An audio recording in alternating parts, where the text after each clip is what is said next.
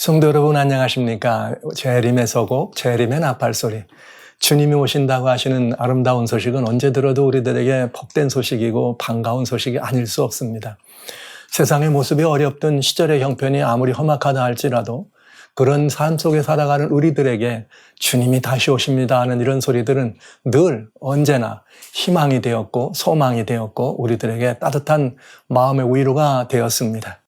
오늘 저는 여러분들과 같이 또 한번 이 시절의 이런 마지막 모습들을 바라보는 시간들을 이렇게 함께 돌아보면서 이런 시절을 바라보면서 어쩌면 아마 동서양을 막론하고 어느 나라를 막론하고 또 세대 간에 이렇게 나이가 그야말로 유소년이든지 연노한 그 중장년이든 노년이든 누구든지 알 거 없이 어쩌면은 우리들의 공통된 그런 화두, 공통된 이슈라 그러면 그건 야, 이 세상 정말 어렵다. 마지막 때가 온 거 아닌가? 말세가 아닌가? 이런 이야기들을 하는 것이 어쩌면 이 시간 우리들의 공통된 화두인 것 아닌가? 너무나 분명한 그런 시절을 살아가고 있는 것 같습니다.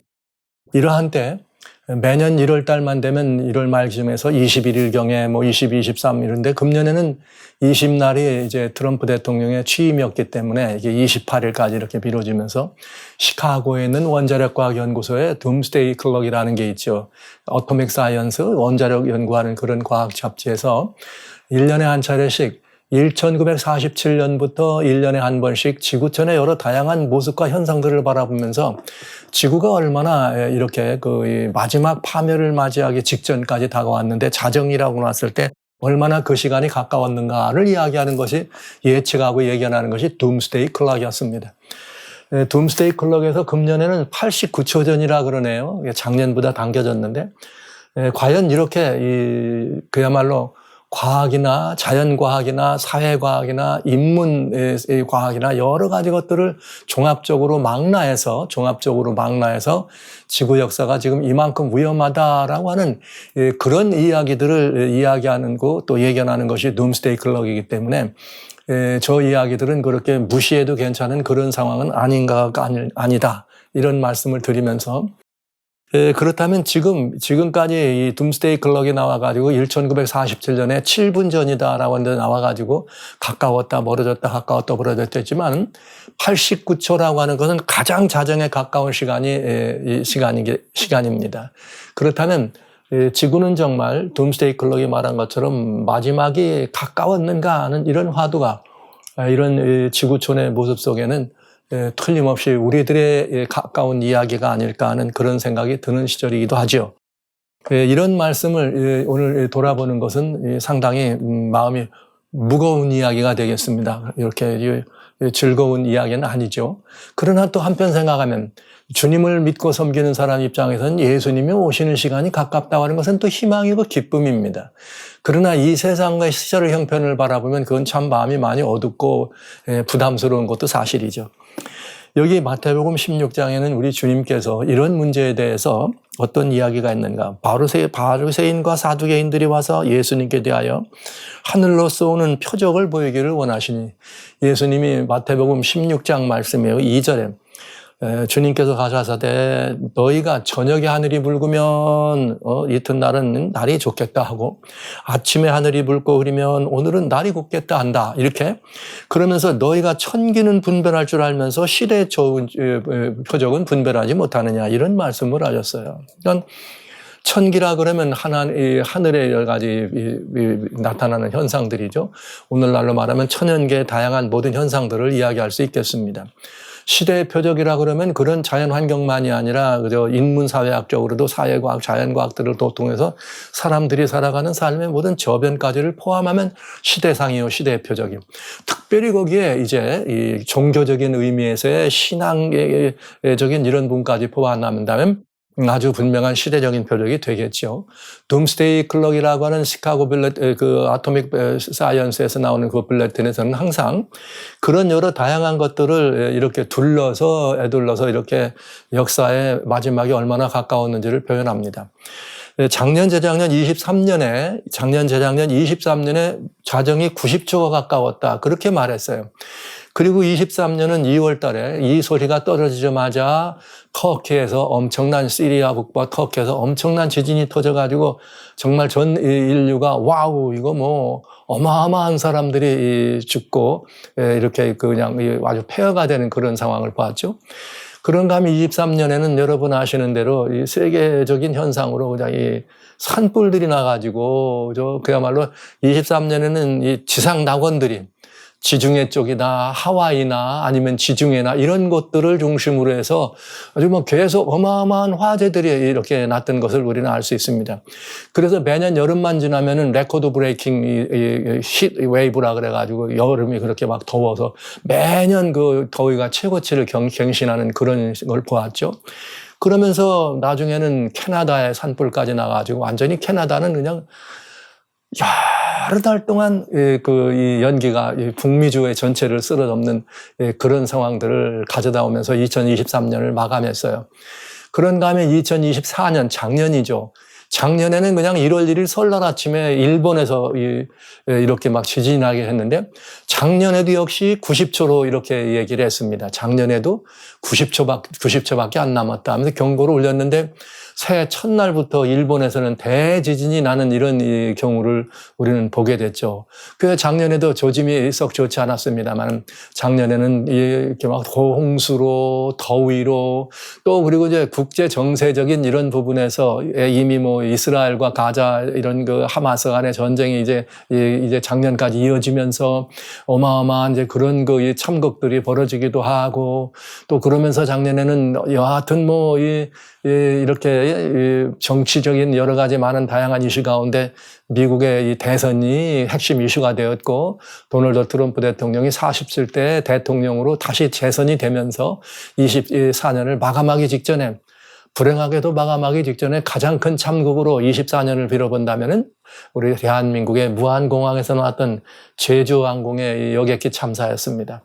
180여 명 가량의 인명을 우리는 잃어버리게 되고 한국의 많은 우리 이 백성들이 참 가슴 아프고 이런 그 쓰라린 경험들을 하는 시간이 가졌습니다. 그렇게 25년을 맞이하더니 이게 웬일입니까? 25년대 해 벽두부터 캘리포니아 쪽에 산불이 나는데 이번에는 LA 산불이다 이래가지고 LA 카운티를 중심으로 해가지고 미국 저희 태평양을 바라보는 서해안이죠. 아주 여기 유명한 곳이에요. 산타 마니카 해안이나 이런 해수욕장들은 뭐 한국에서 이렇게 관광객들 오면 의뢰히 찾는 것이고 또 여기 나와 있는 여기 지금 네 군데로 표시가 되어 있는 이 보면은 굉장히 여기 부자들이 많이 사는 동네들이에요. 이렇게 뭐 팰리사이드 쪽이나 아니면 여기 뭐 아주 굉장히 이렇게 부유한 사람들이 영화 배우나 이런 사람들이 많이 사는 그런 곳에서 거대한 화재가 났습니다. 그래서 굉장히 그야말로 이건 전대미문의 화재라고 할 만큼 와우 제가 있는 곳에서 이게 꽤 좀 떨어진 곳이지만 뭐 한 7, 80마일 정도 떨어진 곳입니다. 그러나 굉장히 뭐라 그럴까 이 화재의 모습이 그야말로 예년과는 다른 무시무시한 그런 이 모습들이었어요. 마치 그냥 고대 세계 폼페이에 그냥 대화산이 터지는 것처럼 화재가 그렇게 그냥 이 도시들을 향해서 쳐내려올 때 사람들은 뭐라 그러는가 하면 그때 당시에 센타아나 윈드라 그래서 거기 바람 불어닥친 거를 내륙에서 바다 쪽으로 바다에서 이렇게 들어오는 그런 바닷길일 때 내륙에서 나가는 걸 센타아나 바람이었는데 악마의 바람이라 그랬어요. 이 바람을 타고 그저 뭐 완전히 이렇게 그 LA 그 카운티에 있는 지역들의 산에 이제 불이 나기 시작했는데 어떻게 이상하게 이 불은 말이죠. 바람 불어서 토네이도가 일어나는 것과 같은 이런 그래서 파이어 토네이도 이렇게 파이어와 이 토네이도를 합쳐가지고 파이어네이도라고 하는 이런 말을 만들어낼 정도로 그런 이 화재가 난 것입니다. 보시죠. 이렇게 토네이도 같이 불이 올라간다 그래서 파이어네이도라고 이런 말이 불었는데 이런 그 화재들을 보게 됐습니다. 4만 에이커라고 하는 이 엄청난 이 땅이 이렇게 불이 나고 그다음에 이 12,300채의 주택들과 이런 이 건물들이 다 불에 전소되고 최소한 24명 이상의 사람이 죽고 재산 피해는 약 한 3천억 불, 달러로 3천억 불 정도의 재산 피해가 이렇게 났다. 이런 이야기를 하면서 이 화재는 정말 여러 가지 말이 그냥 단순히 화재, 천연 화재만이 아니라 불을 끄는 데 있어서 물이 없어가지고 불을 끄는 데 지장이 있다. 나중에는 바닷물을 끓여다 불을 끄는 그런 일이 벌어지기도 하고요. 여러 가지 화재에 대해서 이야기가 많았습니다. 그래서 미스매니지다, 화재에 대한 예방이나 또 불이 났을 때 어떻게 대처할 것인가는 이런 다양한 부분에서 뭐가 좀 잘못돼서 이런 일이 있었다, 이런 얘기를 하면서 말도 탈도 많았던 그런 이야기, 그런 시절이었습니다. 근데 중요한 거는 이 LA 화재가 났을 때 사람들이나 또 당국자들이나 그 사람들이 공통적으로 한 말이 뭐냐 이거였어요. 우리는 지금 divine intervention이란 말은 어떤 신성의 여기에 개입, 즉 하나님이 개입하지 않고는 이 불을 끌 수도 없고 이걸 어떻게 할 도리가 없다. 그야말로 뭐 사람들은 뭘 연상했냐면 만약에 지옥이 있다면 지옥불이 저럴 거 아니겠나 이렇게 말할 정도로 무시무시한 그런 화재의 모습이었습니다. 그래서 그냥 도시가 그냥 완전히 이렇게 모든 건물들이 그냥 있는 대로 다 그냥 다 연대를 전부가 다 불에 떨어져 넘어간, 그것도 아주 순식간에 이렇게 떨어져 가는 그런 참극을 보게 됐습니다. 25년이 시작되면서 우리는 이런 아픔을 또 한 번 크게 겪게 있었습니다. 그런데 이 화재 원인에 대해서 얘기하는데 여러 가지 그런 5가지, 6가지 화재 원인들이 있다 이렇게 하는데 나름은 원인이라기보다는 관리에 대한 이야기까지 포함됐다고 그래요. 처음에 무조건 이 화재는 너무 가물어서 근래 비가 좀 잘 오지 않았어요. 금년 겨울에는 특별히 지금 이쪽에 11월, 1월, 2월 정도는 그래도 비가 좀 와야 되는 우기고 산 쪽에는 눈이 좀 오는 곳이었는데 캘리포니아가 금년에는 별로 비도 안 오고 눈도 별로 오지 않고 가물었죠. 그래서 가물다 보니까 그냥 이 불이 건조해가지고 그 건조한 곳에 바람이 불어닥치니까 완전히 그냥 폭발하는 것처럼 폭탄이 불이 붙는 것처럼 그야말로 화약이 불붙는 것 같은 그런 이 불이 난 거죠. 그래서 왜 이런 일이 났느냐? 이것이 이제 가장 큰 원인이다. 그러니까 기후나 이런 여러 가지 이런 가뭄이 원인이다. 이런 것인데 지배적인 원인으로 얘기하면서 연초에 연초 되면 대개 이렇게 파이어워크 불꽃놀이들을 하고 여기저기서 바닷가에서 산속에서 불꽃놀이들을 하다 보니까 이게 잘못 불꽃이 튀어가지고 그런 일이 났다. 이렇게 얘기하기도 하고 또 이 한쪽에서는 이게 에디슨의 전기회사 에디컴퍼니에서 이렇게 고압선이 흘러가는 거기에 변압기도 있고 여러 가지 이런 시설을 할 때 거기에서 이렇게 튀어가지고 전선에서 튀어서 그런 불이 났다. 이런 이 고소 고발이 이루어지는 이런 일도 있고 그러면서 또 하나는 뭐냐면 방화예요. 이상하게 또 이때 여러 곳에서 방화범들이 붙잡힙니다. 그래서 이런 이야기들이 화재의 원인이 되었다. 이렇게 얘기를 하면서 굉장히 이렇게 환경적인 영향 때문에만 불이 왔어도 이게 굉장히 마음이 힘들었는데 이런 것들이 다 같이 겹치니까 더 마음이 힘들고 굉장히 지금 LA라고 하는 그야말로 미국에서 두 번째 큰 도시라고 하는 그런 LA에 더군다나 우리 한국에서는 가장 많은 교민들이 여기 살고 있는 곳이죠. 특별히 우리나라 이쪽도 많은 교민들이 거기에 안정된 분들이 많이 살고 있는 곳이었는데 여기 많은 영화 배우들, 무슨 유명한 멜 깁슨이나 이런 분들, 무슨 패션 오브 크라이스트 이런 것을 만든 이런 분들이 거의 집이 전소되고 거기 유명한 배우들의 집이 다 전소되고 이런 일이 있었습니다. 한국의 야구선수 유명한 박찬호 선수의 집도 여기서 이 불이 다 탔다 이런 이야기를 하면서 여하튼 이런 이 참극을 이 LA에서 보게 됐습니다. 그런데 굉장히 그야말로 중요한 또 이것들을 보는 또 원인들을 규명하고 불을 끄는 데 있어도 물이 없느냐, 어떻게 물이 없느냐, 미리 말했던 그런 저수조에 말이죠. 소방헬기가 물을 들어갔더니 물이 없어서 호수인데 물이 말라가지고 말이죠.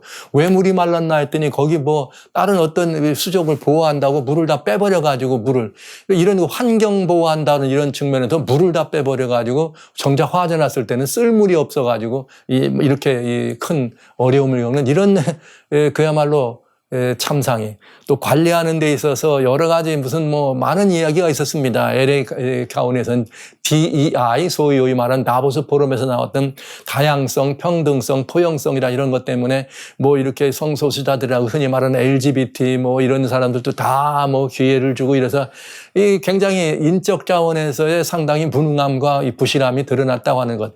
그 이제 트럼프 대통령이 와가지고 한 말이 그런 말들인데 여기에 이런 잔 마카더라고 하는 아주 유명한 목사님이 계세요. 유명한 목사님이 계신데, 우리 이제 개신교 쪽에서는 아주 너무나 잘 알려진 이 잔 마카더 목사님인데, 이분이 이 LA 화재를 보면서 인근의 모든 사람들이 다 마음을 졸이면서 뭐라고 말했는가? Don't be deceived. 속지 마시오. 하나님은 여기 뭐냐면 만홀이 여김을 당하지 않는다. 하나님은 조롱을 당하지 않습니다. 이 말은 무슨 말이에요? 이 화재에 대해서 특별히 뭔가 그 원인이나 아니면 그 화재를 이렇게 하는 데 있어서 특별한 의미가 있다. 이건 그냥 단순히 불이 난 건 일어난다는 것이고 단순히 그걸 못하는 것. 이런 게 아니라는 의미에 굉장히 이렇게 강력한 속이지 말라. 이 뭔가 있다는 거죠. 이번 부분에. 이제 그런 이야기들을 하게 되기까지 이르게 된 것입니다. 그러나 거의 동시에 또 금년 1월에 7일, 8일, 9일 이런 때 또 LA 화재와 똑같을 때 여러분 아시는 것처럼 사우디아라비아는 사막 도시 아닙니까? 근데 사막의 도시라고 하는 사우디아라비아에 거대한 홍수가 나가지고 그냥 완전히 그야말로 물폭탄이 떨어져 가지고 거대한 홍수로 이렇게 또 이 한쪽 지구촌의 반대쪽에서는 홍수로 난리가 나는 이런 경험을 하게 된 것이죠. 그런 와중에도 1월 20일 역시 이제 트럼프 대통령이 이제 취임식을 하게 되고 드디어 새로 백악관의 주인으로 다시 돌아오게 됐습니다. 백악관 돌아오자마자 바로 일주일 지난 다음에 이제 얼마 되지 않아서 워싱턴 DC에서는 DC와 필라델피아 두 곳에서 또 비행기가 떨어져. 그래요. DC에서는 말이죠. 이렇게 여객기와 헬리콥터, 군인 헬리콥터가 충돌을 해가지고 약 60명 이상의 사람이 또 이 포로맥 강에 떨어져서 죽는 그런 일이 벌어졌고요. 그 다음 다음 바로 이틀 뒤에는 필라델피아에서 병원선입니다. 병원의 응급비행기, 구조비행기죠. 말하자면 지상에는 앰뷸런서 자동차가 아니라 앰뷸런서 비행기였어요. 그 비행기가 필라델피아 이렇게 상공에 지나가다가 바닥으로 떨어져 가지고 또 탔던 6명이 거기서 이렇게 이 현장에서 죽고 여러 사람들이 그야말로 큰 아찔한 그런 그야말로 바로 그 백화점 번화가 있는 백화점 옆에서 이런 일이 벌어져 가지고 아찔한 상황이 이런 벌어지는 일을 보게 됐습니다. 자, 이런 상황을 바라보면서 28일 날 시카고에 있는 둠스데이 클락, 여기 있는 그 아토믹 사이언스라고 하는 뉴스 블레틴에서 뭐라고 말했느냐. 1947년에 7분이라고 해서 시작한 이 둠스데이 클락이 23년도에는 90초, 그 작년도 90초 나오더니 금년에는 어떻게 되느냐. 28일이에요. 89초다. 1초를 더 당겼습니다. 그래서 지금까지 역사가 이 둠스데이 클럭이 생긴 이후로 가장 자정에 가까운, 그 말하자면 지구의 파멸이 가장 가까운 시간이다. 이렇게 지금 말하는 이 차제에 오게 된 것이죠. 그러면서 여기에 보시면 2015년에는 3분 전, 그뒤 2년 뒤에는 2분 전. 그러다 2018년까지 2분 전에다 2020년은 무슨 해냐? 다보스 포럼에서 그레이트 리셋라고 하는 이렇게 2030 어젠다가 그레이트 리셋과 합동되는 그런 시절을 봤을 때 100초로 당겨졌습니다. 23년에 90초, 25년에 89초. 그러니까 지금 점점점 자정을 향해 가고 있다는 말은 지구의 운명이 점점점 다 그 수를 다해가고 있다. 이런 표현이 되겠죠. 그래서 굉장히 이런 그 지구촌이 자연과학으로 볼 때나 과학으로 볼 때나 인문 사회과학으로 볼 때나 여러 다양한 현상들을 바라봤을 때 점점 더 큰 그런 그 위기가 있다. 고로 지구에는 이거는 89초만이라고 얘기해야 된다. 뭐 이 앉아있는 그 우연들이 연설하는 소리를 들어보니까 전부 마지막에는 이렇기 때문에 89초밖에 남지 않았습니다. 89초를 우리는 더 당겨야 합니다. 자정적으로 당겨야 합니다. 이런 말을 하더군요. 이게 뭐냐면 현존하는 위협들이에요. 현존하는 위협들이 원 세컨을 더 자정에 가까워 가는데 현존하는 위협들이란 뭐냐? 이거예요. 파국의 절벽에서는 이르는데 핵무기 우연, 뉴클리어 웨펀, 그 다음에 기후변화, 클라이밋 체인지, 그 다음에 인공지능 AI, 그 다음에 감염병. 요즘 이제 우리는 뭐 코비드 19 이후로 이 감염병 때문에 지금 전 세계가 25년은 특별히 여러분들이 잊지 말고 기억해 두세요. 2차 팬데믹이 온다고 이미 계속해서 얘기하고 사람들이 말하고 있는 그런 이 다보스 포럼에서 위기 2025년에 2차 팬데믹이 온다고 하는 바로 그런 애입니다. 그래서 지금 심심치 않게 중국을 통해 가지고 정말 치명적인 발표되지 않고 있다, 보도되지 않고 있다, 뭐 치명적인 뭐 감염병이 지금 돌고 있다 이런 얘기 돌고 있죠. 그런 상황이 지금 현재 우리 이런 데 있는데 이 감염병이라고 하는 거를 특별히 찍어서 둠스데이 클럭에서는 말을 하고 있네요. 그다음에 러시아 우크라이나 전쟁 있고 그다음에 중동 간의 이런 그 새로운 전쟁 이런 것들로 인해서 지구촌은 1월 28일 날 뭐라 그러느냐 자정 89초 전 로 우리 둠스데이 클럭을 당겨놔야 합니다. 그러면서 78년 역사 동안 이것이 생겨난 이래로 78년 역사가 있었는데 자정에 가장 근접한 금년이 됐다. 그러니까 지금까지 역사 이래로 2025년이 가장 역사의 마지막에 가까운 해다 이렇게 말하는 것이죠. 그러니까 이건 이제 뭘 말하느냐, 뭘 말해주느냐. 우리는 이렇게 여러 다양한 것들을 살펴봤더니 이제 이 세상에서 과학이란 이름으로 이 세상에서 그것이 뭐 우리 사람들의 형편이든 하든 천연계든 과학이란 이름으로 얼마 남지 않았다 이렇게 볼 수밖에 없는 그런 형편이라면 정말 하나님을 떠나서 하나님을 바라보지 않는 사람들도 뭐라 그러는 거예요. 세상에 있는 사람이 더 이 때가 이르내서 지혜롭다고 하는 것처럼 야 세상 역사가 얼마 남지 않았어. 무언가 이대로는 안 되겠어. 파국이야. 절망이야. 이런 얘기가 가깝다는 거예요. 사람들이 그냥 볼 때도. 자 보시는 것처럼 LA의 이런 이 지진들은 마치 아까 말씀드렸습니다. 폼페이오에서 산에 난 화산 터지는 것과 거의 방불한 모습으로 바로 어마어마한 대도시 옆에 이 산 사이가 다 도시들인데 그냥 이 불이 용암 내려듯이 불길이 내려와가지고 다 그저 이렇게 절망적인 그런 상황이 됐거든요. 그런데 단순한 그런 화재로만 이렇게 이것을 보기가 어려운 이야기가 있더라. 아까 존 메가더 목사님은 속이지 말라 말이야. 속이지 말라. 하나님은 그렇게 속임을 당하는 분이 아니다. 이렇게 말씀을 하셨거든요. 근데 실제 이번 이 화재 현장에 캘리포니아의 주지사라고는 이렇게 개빈 뉴섬이라고는 주지사가 여기 왔습니다. 와서 뭐 화재 진압에 대해서 이런저런 이야기를 하면서 이런저런 얘기를 하다가 이제 어떤 문제가 났느냐면 이번 화재 이렇게 났는데 이번 화재가 났는데 벌써 화재가 나서 어떻게 끄느냐 뭐 얼마나 많은 어려움이 있고 피해 보느냐 막 완전히 도시가 이렇게 망가졌으니 어떻게 하면 좋냐 이런 얘기들이 나오니까 주지사는 뭐라고 말했는가 하면은 이거 뭐 어쩌면은 무슨 말을 했느냐면 이런 말을 했어요. 이미 우리들에게는 LA 2.0이다. LA 2.0이라. 그러면서 지금까지 LA는 새로 업그레이드된 LA 2.0이라고 하는 프로젝트가 있다. 그러니까 이런 기회에 우리는 여기를 다시 셋업, 즉 세계대전이 끝난 다음에 유럽이 다시 복구되면서 더 멋있게 된 것처럼 이런 화재가 난 다음에 LA는 더 잘 복구, 뭐 이런 얘기를 해. 그러니까 이 얘기는 그저 시간이 좀 지난 다음에 이러이러한 것들로 차라리 그런 그 고난과 그 참극을 딛고 새로운 이런 것들을 일으키자 하는 의미에서 우리 다시 한번 LA 2.0의 이런 비전을 갖자 이렇게 말했으면 문제가 안 됐을 텐데 이미 우리는 그런 문제에 대해서 계획을 가지고 있었다. 그리고 LA 2.0이라는 건 뭐냐? 여기 이제 이게 월드컵 있어요. 이 세계 이제 월드컵 26년도에 월드컵 그다음에 여기 또 28년도에는 LA 올림픽이 있어요. 그런 LA 올림픽이나 월드컵도 있고 그러니까 이거는 LA만의 문제가 아니라 연방 전 미국이 합동해서 이걸 복구해야 될 일이다. 그러니까 그때 우리는 뭘 할 거냐? 여기에 새로운 도시를 만들 거다. 그게 뭐냐면 스마트 시티예요. 그러면서 15분 시티, 15minute 시티라는 말은 15분 시티라고 하는 이런 얘기를 하게 된 것입니다. 직접 뉴스 앵커 나와가지고 뉴섬이 뭐라고 했는가 하면 여기에 이렇게 이게 말하자면 마샬 플랜은 계엄령과 같은 거예요. 강제적인 법령을 동원해서 우리는 새로 하는데 뭐냐, LA 2.0이라고는 reimagine, LA를 다시 새롭게 이렇게 뭔가 이렇게 만들어낼 수 있는 LA 2.0이라는 거를 우리 이렇게 가지고 있다, 이런 얘기를 한 거예요. 그래서 여기 한 얘기가 뭐예요? 우리는 이미 그런 강제로 LA를 사람들을 소개시켜서 어디냐, 마침 어디 있는 사람들이냐면 이게 코스트는 바닷가, 부자들 사는 데죠.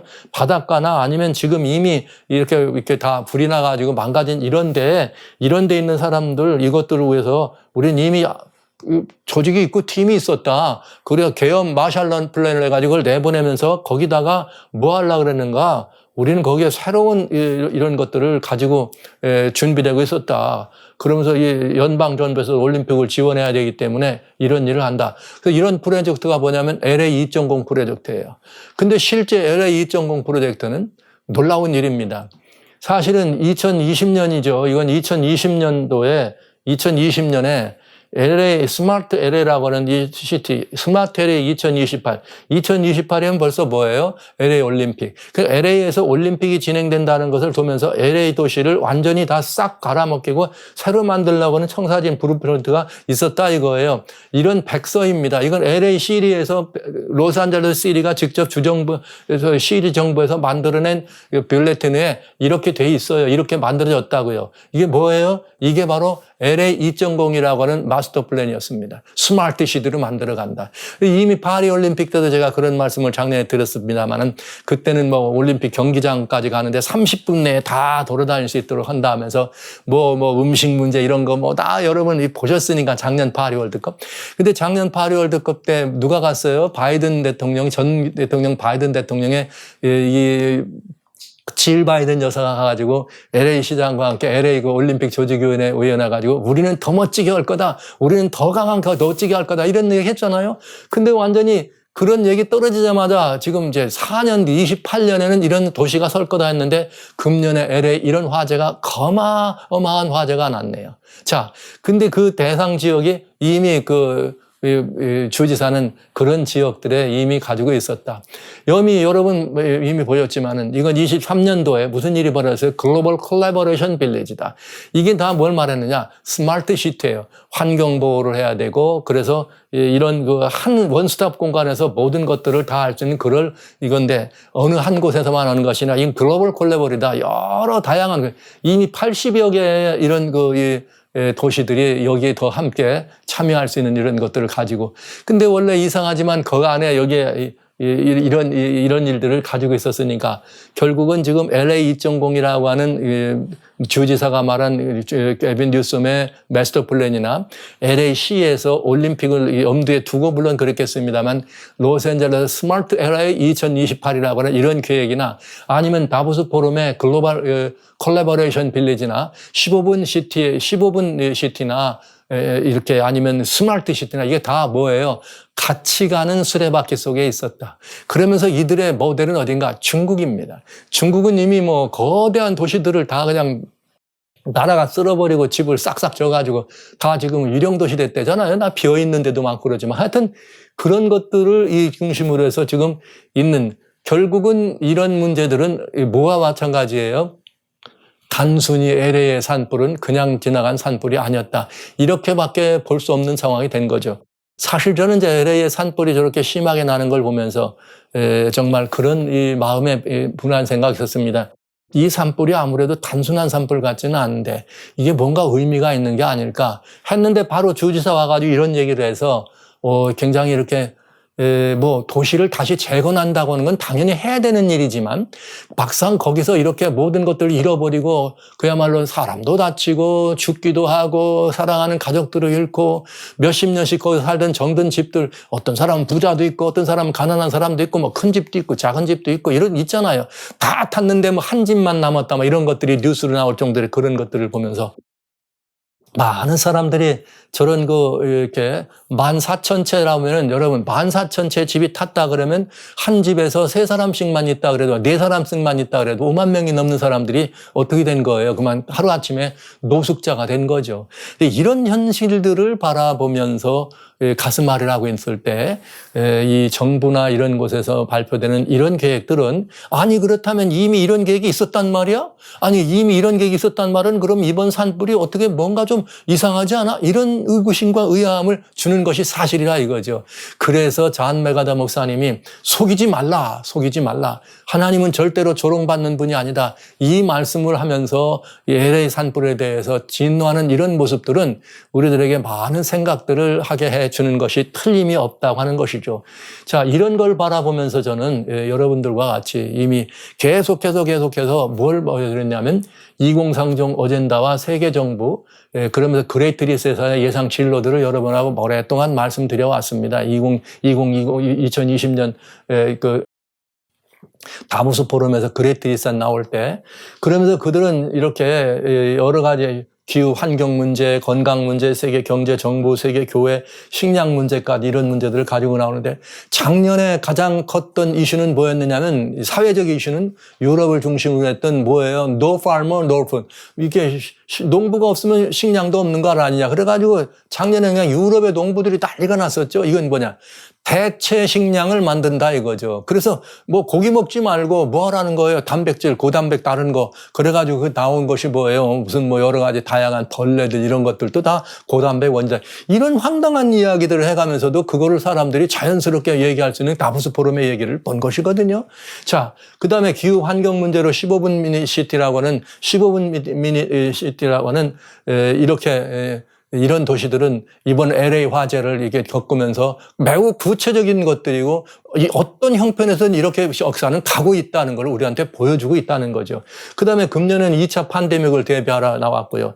세계 경제는 CBDC는 디지털 커런시 문제인데 여러분들 트럼프 대통령이 이제 취임을 하게 되니까 뭐 여기 뭐 코인 시장이 뭐 이렇게 하고 뭐 비트코인 이런 말 많이 하죠.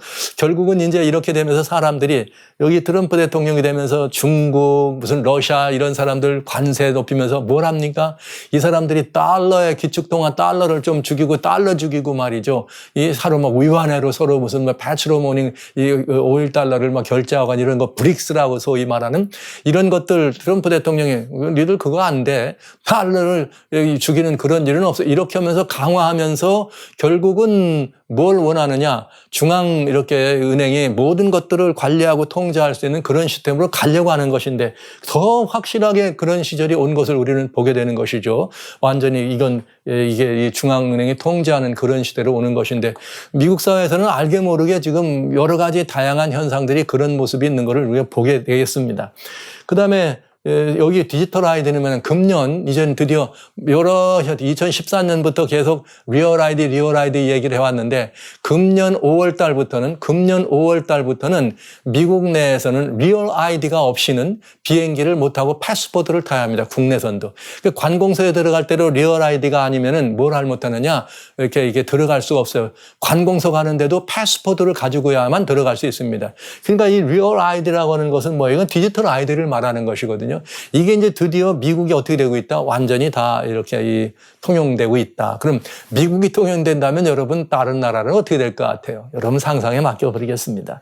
자, 그러면서 세계교회는 지금 뭘 맞이했어요? 대희년. 그래가지고 대희년이라는 걸 맞이하면서 우리가 뭘 말하는 거예요? Journey together, 함께 가자. 그러면 전 세계교회가 어떻게 되는 거예요? 같이 가면서 이것들이 자연스럽게 함께 갈 수 있는 그런 그 채널로 마련된다 하는 것을 보게 되네요. 여러분, 전쟁이 극렬하게 일어나면 그 전쟁이 극렬하게 일어나는 데는 분명히 이유가 있습니다. 아니면 그 각국의 양 나라만 서로의 이해관계가 있는 것이 아니라 어떤 때는 이 두 나라는 서로 이해관계도 별로 없는데 주변에서 일어나는 일들의 대리전 양상을 띄우면서 이 나라들이 황폐하게 되는 걸 바라보죠. 그러면서 그 전쟁을 겪는 평화를 가져다 준다는 이름으로 다른 사람들이 평화의 이런 유익을 벗게 되고 이런 모습들을 바라보면서 2025년 우리들은 매우 중요한 해를 지금 거치고 있다. 예, 어떤 분들이 이렇게 자주 이렇게 희년에 대한 거, 25년 희년에 대한 이야기, 이게 뭐냐 하는 말씀을 많이 이렇게 말씀해 주셨는데, 여러분 이제 그래서 잠깐 요 말씀 드립니다. 희년이라고 하는 것은 여기 레위기 성경에 보면 구약성 레위기 25장에, 이 성경에 이런 일이 있어요. 엿새 동안 일하고 하루는 쉬어라. 그래서 제7일을 안식이라 그랬어요. 그런가 하면 이런 모든 이 땅이나 토지들은 6년 동안 경작하고 제7년 1년은 쉬어라. 그래서 그건 안식년이 됩니다. 그래서 그 안식년을 7번 거치면은 49년이 되죠. 그러면 49년 마지막 안식년을 되는 그 해에 선포해가지고, 이 대속제일에 선포해가지고 뭘 선언하느냐? 50년째에 희년을 선언합니다. 그러면서 이 희년은 이렇게 안식년은 면제년이라고는 말도 했지만 대희년은 진짜 면제년이에요. 자기가 땅을 팔은 사람도 원래 그냥 자기 땅을 소유지로 돌아가게 하고 노예됐던 사람들도 돌아가게 하고 모든 것들이 원상으로 돌아가는 그런 것을 희년이라 그랬습니다. 이 희년은 예수 그리스도가 이 땅에 오셔서 누가복음 4장에 이렇게 말씀하시건 내가 이 하나 주의 은혜가 내게 임하셔서 가난한 자에게 복음을 간친 자에게도 이런 말씀을 증거하셨을 때가 그게 희년의 선포였는데 이게 이제 그렇게 기독교가 들어오면서 없다가 1300년대 보니파시오 8세 교황 때부터 이렇게 어떻게 했느냐. 우리가 그 희년을 좀 부활시키자. 그래가지고 교회에서 사라졌던, 구약에서 사라졌던 희년을 부활시켜서 교회가 이 일을 하자 그래가지고 1300년대 보니파시오 교황 8세 때부터 카톨릭이 만들어낸 전형이에요.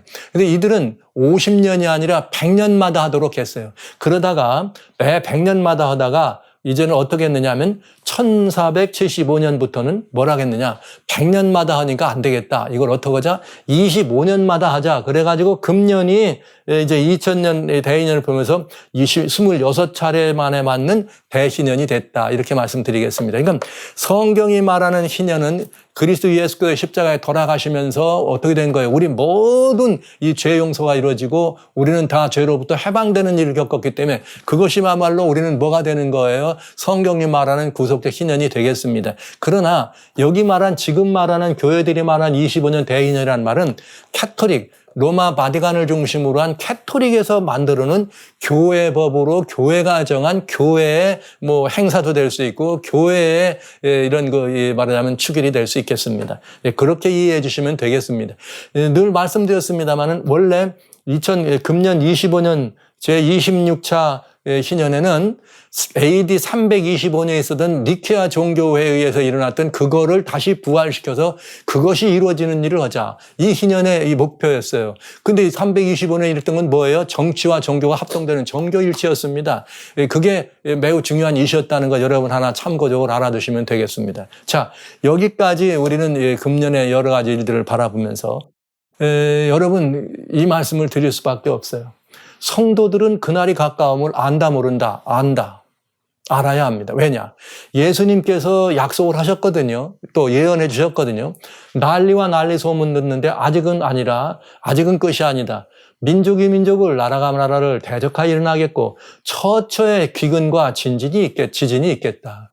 여러분 특별히 우리는 민족이 민족을 일어나는 정쟁은 중동에서 일어나는 일들 보면은 그 아랍 계통과 이스라엘 유대 백성들과 또 아랍도 또 순위족과 뭐 시아파족이면서 이런 것들이 민족과 민족. 러시아와 예를 들면 우크라이나가 나라한다면 나라가 나라를 대적하는 게 되겠죠. 중국이 말이죠. 중국이 대만하고 하는 건 나라와 나라도 되기도 하고 같은 자기네 민족 안에 일어나는 일이기도 하고 북한이 우리를 쳐들어온다고 만약 한다면은 북한과 우리는 한 나라인데도 불구하고 같은 우리 안에 있는 민족끼리 싸우는 그런 다툼이 되는 것이죠. 자, 이런데 그 다음에 뭐 했느냐? 처처에 기근과 지진이 있으리니 이 모든 것이 재난의 시작이다. 근데 기근이라고 하는 것은 가뭄이 있든지 아니면 여러 천연 재난이 있으면 당연히 오는 것이 기근이에요. 그러니까 근래에는 이 폴라버텍스라고 하는 여러 가지 자연적 현상으로 한쪽은 덥고 한쪽은 춥고 또 어떤 때는 한쪽은 눈이 오는데 한쪽은 홍수가 나고 미국이라고 하는 나라 안에서도 같이 일어나요. LA에서 이렇게 화재가 나고 굉장히 뜨겁고 더운 화재가 난다면 동부에서는 거대한 눈폭풍이 몰아쳐가지고 막 이렇게 교통이 마비되는 이런 일들을 보는 것과 마찬가지입니다. 있습니다. 그리고 그 다음에 처처 기근과 지진이 있다 그랬는데 누가복음에는 누가는 뭘 여기 말했는가 하면 21장 9절 10절에 지진과 기근과 온역까지 얘기했어요. 이 굉장히 이게 무서운 일로들이 하늘로부터 진적을 내리겠다. 이렇게 표현이 됐네요. 그러면 전쟁이 있죠. 그 다음에 여기 기근이 있죠. 그 다음에 지진이 있죠. 온역이 있어요. 그런데 시카고에 있는 둠스데이 클락에서 금년에, 여러분 보십시오. 금년에. 뭘 말했느냐. 뉴클리어 회피는 전쟁에 관한 것이고 클라이밋 크라이시스는 기후 환경인가 이거는 뭐에 관한 거예요? 기후 환경 문제니까 대가 지진이나 기근 문제는 여기에 포함되겠습니다. 그다음에 AI나 그다음 전염병, 감염병은 온역은 감염병을 말하는 거예요. 그다음에 여기 우크라이나 전쟁에 관한 거예요. 그러니까 여기서 말한 이 내용들을 자세히 보시면 이게 뭐냐면 현존하고 있는 인류를 과학이 혹은 이렇게 하나님이 아닌 과학이 일반 사회적인 상황에서 사람들이 바라봤을 때 인류 역사가 지금 파국에 가까웠다. 파국에 가까웠는데 왜냐? 핵무기 위협, 이건 전쟁이에요. 핵무기 위협, 여기 러시아 우크라이나 전쟁, 핵무기. 그 다음에 기후변화 때문에 일어나는 게 뭡니까? 지금 기근이나 처처의 기근이나 지진도 마찬가지 이런 환경적인 영향이니까 일어나고 있다. 그 다음에는 온역이라 그랬는데 코비드 19보다 더 무서운 뭐 제2차 팬데믹이 온다. 이건 감염병을 말하는 거죠. AI는 사회적인 현상. 문제는 중요하죠. AI는 인공지능이라는 것이에요. 인공지능이 지금 난리가 나서 금년에 들어오자마자 중국에서 또 무슨 그동안 챗GPT 나왔는데 말이죠. 이게 인공지능 해가지고 뭐 오픈 AI 챗GPT 나왔는데 금년엔 중국에서 딥시크 그래가지고 중국발 딥시크가 또 막 세계를 지금 다 이렇게 놀래키고 있습니다. 여러 나라에서 그거 못 들어오게 받기도 하고 지금 굉장히 큰 난리가 났잖아요. 이런 문제들은 뭘 가져오느냐. AI의 문제는 말이죠. 사람의 자리를 기계나 이런 것들이 대신한다. 컴퓨터나 이런 것에 가지고 다양한 정보들이 인간의 이런 것들을 대신한다. 또 그것이 어떤 사람들은 AI에게 막 뭐든지 물어보더라고. 근데 여러분 AI가 가지고 얘기하는 것은 이렇게 지금 나와 있는 다양한 정보들을 요약한 것이기 때문에 거짓 정보가 많이 등려 있으면 그 가르침은 거짓이 될 수 있는 거예요. 참 정보가 아닌 것으로만 돼 있으면 그러니까 AI는 맞다 들으다 AI는 항상 맞은 것이 아니에요. 정보가 많이 쌓여 있는 것이 항상 옳은 것이 되는 거기 때문에 AI는 그저게 무조건 신뢰할 만한 것은 아닌데도 요즘은 다 AI한테 물어보더라고요. 다 AI한테 물어봐요. 그러니까 이건 굉장히 좀 위험한 일인데 그중에 가장 더 위험한 건 AI에는 뭐가 없는데 인공지능이라는 소위 말하면 인공 로봇이죠. 챗 로봇, 말하는 로봇인데 이 챗 로봇이라고 하는 말하는 로봇 이것들은 뭐가 문제냐면 인간이 누릴 수 있는 이 다양한 희로애락이라고 하는 이런 감성이 없다는 거죠. 그러니까 이건 굉장히 무섭고 굉장히 치명적인 독이 될 수 있고 치명적인 무기가 될 수 있다. 이런 것들을 우리한테 가져다 주는 것이죠. 러시아 우크라이나 전쟁하는데 소위 드론들이 떠다닙니다. 이 모든 드론들이 뭐에 의해서 움직여지는가? 마치 AI 인공지능과 마찬가지예요. 다 조절하는 대로 가가지고 이런 일을 하는 이만큼 위험한 상황인데 문제는 뭐냐? 여기서 말하고 있는 이런 거.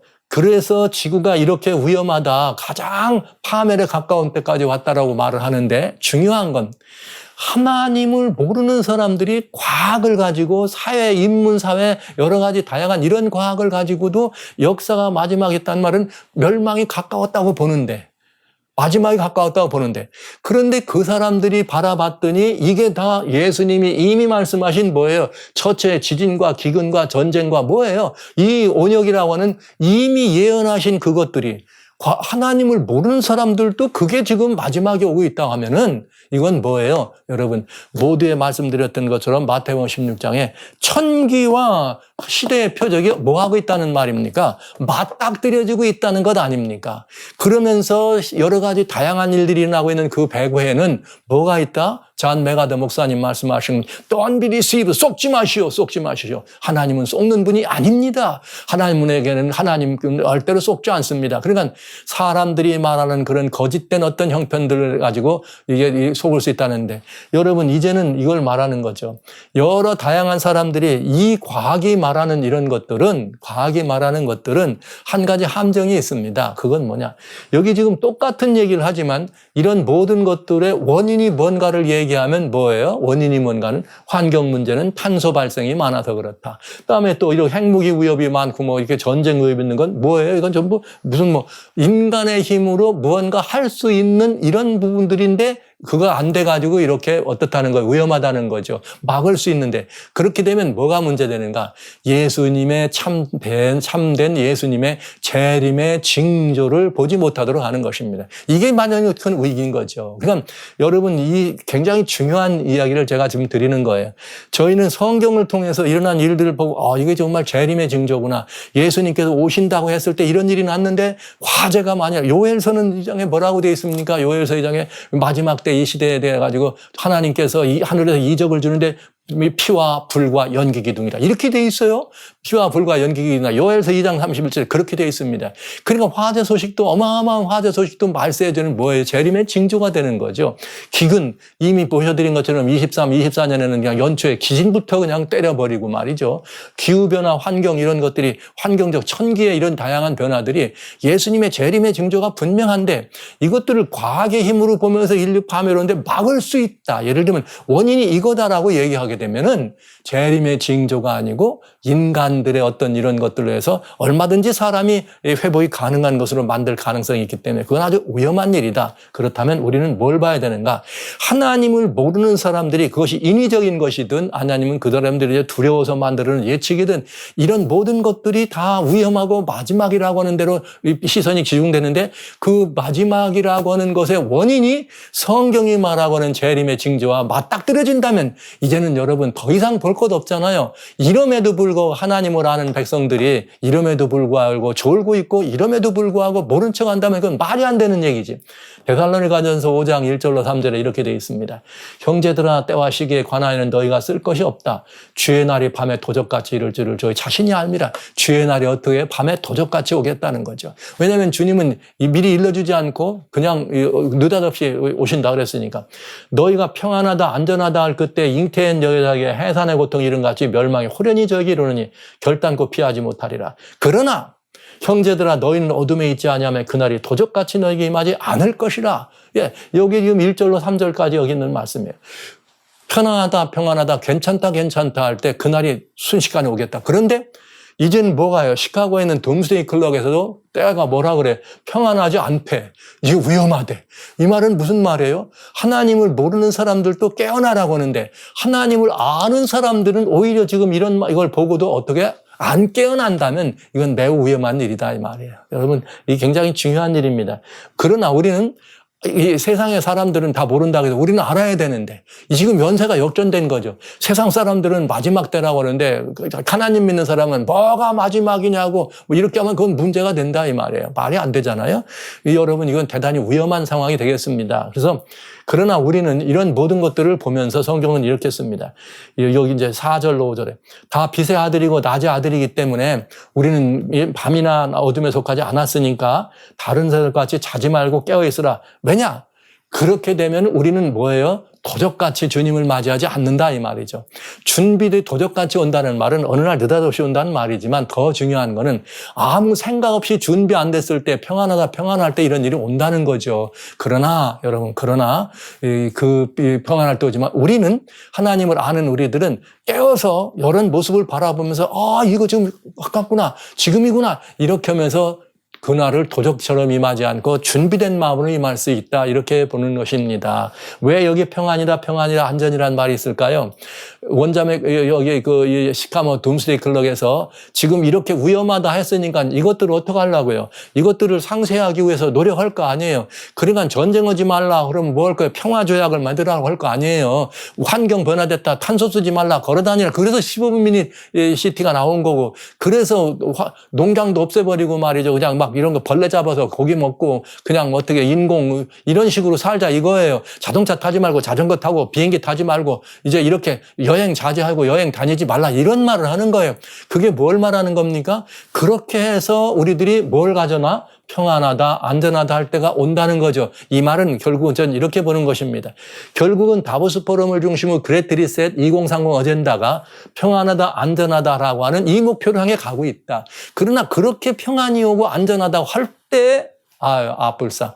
사실은 그게 뭐였어요? 재림의 징조였습니다. 그럼 재림의 징조였다면 예수님이 오시는 거죠. 여러분들이 제가 드린 이 말씀에 대해서 정말 이 번뜩이는 이 말씀에 깨우침이 있으시길 간절히 소원합니다. 다시 말씀드립니다. 여러 가지 이런 일이 있다, 이런 일이 있기 때문에 위험하다 하는 것은 사람이 이렇게 위험하다는 걸 사람들도 알고 있다 이거예요. 여기까지는 좋은데 그런데 이 위험이라고 하는 것은 우리들이 뭐 할 수 있다? 상쇄할 수 있는 위험이다.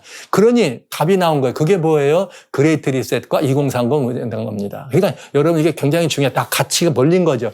이런 거 위험하다. 어떡하지? 여기 답이 있잖아. 이 말을 지금 하고 있다 이거예요. 시카고에 있는 그 원자력 연구소에서 나온 얘기나 다보스 포럼 얘기가. 그래서 15분 시티 만들면은 그거 자동차 안 타니까 배연 안 나갈 것이고, 그거 고기 안 먹고 말이지, 채소만 먹고 말이지, 또 나가서 이거 생선 같은 거 안 잡고 그냥 대충 살면 말이야.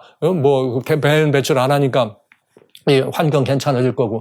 여러분 이런 식으로 얘기한 거예요. 그리고 어디 많이 가는 거죠. 통제해야 되니까 디지털 달러로 하고 디지털 아이디에서 어디로 가는지도 통제하면 된다. 이렇게 하면은 뭐가 온다는 거예요? 평안이 온다 이 말이에요. 안전이 된다 이거죠. 이게 바로 그레이트 리세트가 얘기하는 것이요. 그린 뉴 딜이고 미국의 그다음에 그린 정책이 되는 것입니다. 이게 바로 바티칸에서 말하는 2030 아젠다인 것입니다. 그러나 놀랍게도 그 환경은 안전하다 그때에 뭐가 임할 거다? 주님의 재림이 임할 거다. 그럼 믿는 사람들은 어떻게 하라는 거예요? 이렇게 되기 위해서 애쓰는 걸 보면 지금 뭐 하라는 거예요? 그날이 심히 가까웠으니까 깨어나야 된다. 이 말씀을 드리는 것입니다. 그래서 우리는 도적같이 임하지 않는다. 그날이 있다는 걸 알면 어떻게 하는 거예요? 그러므로 깨어있으라. 어느 날에 너희 주가 임할지 너희는 알지 못한다. 깨어있으라. 그러면 알면 다 이렇게 준비되지 않았겠느냐 이런 말이죠. 그러므로 너희도 예비하고 있으라. 생각지 않은 때 인자가 오리라. 뭐하라? 예비하라. 예비하라고 하는 주의 말씀을 듣는 것입니다. 그래서 우리는 항상 뭘 해야 됩니까? 예비해야 합니다. 우리의 예비는 무엇인가? 영적으로 준비하는 것이 우선이죠. 영적인 준비라는 것은 주님과 우리 사이의 관계가 튼튼해야 된다 이 말이에요. 하나님과 우리 사이의 관계가 온전해야 된다 이 말입니다. 이게 영적으로 준비하는 거예요. 하나님과 나 사이에. 이제 저는 여러분에게 분명히 이런 말씀 드립니다. 예수님 다시 오시는 것이 심히 이렇게 임박해서 사람들이 봐도 이만큼 위험하다고 생각하는데, 심지어 하나님 백성은 우리가 볼 때는 그들은 89초라 그러면 우리는 얼마 안 남았구나. 빨리 깨달아야죠. 그러면 지금부터 뭐 하라는 거예요? 준비해라. 준비의 가장 1번 준비는 뭐냐? 영적으로 하나님과의 관계, 주님과의 관계를 잘 돈독히 하고 안전하게 하는 것이 가장 중요한 준비가 되겠습니다. 주님과의 관계 속에 여러분 다른 아무것도 집어넣지 마십시오. 제가 이런 말씀을 전에는 종종 드렸습니다. 심지어 교회조차도 오늘날 현대 교회가 정상적으로 운영되거나 정상적인 하나님의 영광을 위해 존재하지 않는 교회도 얼마든지 있으니까 예수 그리스도와 여러분 사이에 교회조차도 여러분 끼어들지 않게 여러분과 주님이 직접적인 관계를 맺어주시기를 바랍니다. 다른 오해 없게 되시기를 바랍니다. 이 말이 무슨 교회를 부정하는 얘기가 아니라, 교회가 여러분들의 교회의 존재의 목표는 여러분들이 주님과 여러분들이 하나님과 여러분이 예수님과 밀접한 관계를 맺고 도와주는 것이 교회지, 여러분이 교회를 위해서 존재하는 것이 아니다. 그러나 그 교회가 예수님의 교회가 분명할지라 할 때 위험이 비교적 없겠지만, 그럼에도 불구하고 교회가 여러분 예수님과 여러분의 관계 속에 다양한 무슨 사역들이 끼어들지 않도록 조심하시기 바랍니다. 그 다음에는 뭐냐? 영적으로만 준비하느냐? 아니다. 현실적으로 실질적인 준비도 필요하다. 실적인 준비는 그럼 뭘 말하느냐? 이런 문제들은 좀 여러분과 같이 좀 더 자세하게 이제 말씀을 드리면서 나눠가도록 그렇게 합니다. 마지막에 가깝습니다. 우리가 하는 일은 뭐냐? 예비하는 것, 준비하는 것이 우리가 할 일입니다. 주님과 더 깊은 관계를 맺는 것입니다. 주님과 더 아주 끈끈한 관계를 맺는 것입니다.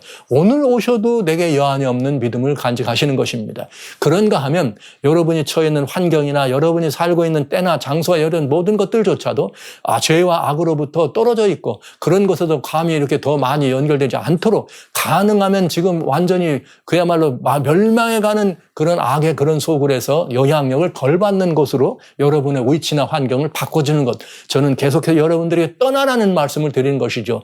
이런 문제들에 대해서 여러분들이 이제는 미루지 않고 더 깊이 생각하실 때가 됐다. 89초. 89초. 89초밖에 안 남았다는 것은 인류들이 지금까지 생각해온 가운데 인간이 마지막 파멸의 지름길, 파멸의 시간을 봤을 때 가장 파멸이 가깝다고 말하는 2025년이 왔다는 이야기입니다. 그렇다면 사람들이 그렇게 말한다면 믿는 사람들은 89초가 아니죠. 1초라고 생각하고 나와야 되지 않겠어요? 그럴 때 여러분들이 더 많이 잘 준비하시고 깨어서 주님께로 고개를 드시고 깨어서 다시 오시는 주님을 향해서 여러분이 마음을 쓰시고 주님으로 오시는 것 때문에도 희망이 벅차고 두렵고 무섭고 고통스러운 것이 아니라 오히려 더 희망이 있고 더 빛나는 모습으로 주님이 재림을 기다리는 그런 모습으로 마음과 영적인 준비와 현실적인 준비를 함께 하셔서 그날이 도적처럼 임하지 않고 여러분들이 오셨을 때 착하고 충성된 송의 소리를 들을 수 있는 위치로 여러분 모두가 자리하셨으면 참 좋겠습니다. 마라나타, 주님 오십니다. 그날이 심히 가깝습니다. 89초 남았대네요. 그렇다면 주님이 89초 남았다네. 세상 사람들이 봐도 그러면 우리에게는 어때요? 더 빨리 오실 거다 이런 생각을 하면서 우리의 마음을 쓰셨으면 참 좋겠습니다. 여러분 모두를 주님의 그 크신 날에 모두가 다 주님 앞에 영광스러운 모습으로 설 수 있도록 그 자리에 함께 되시길 주의 이름으로 축원합니다.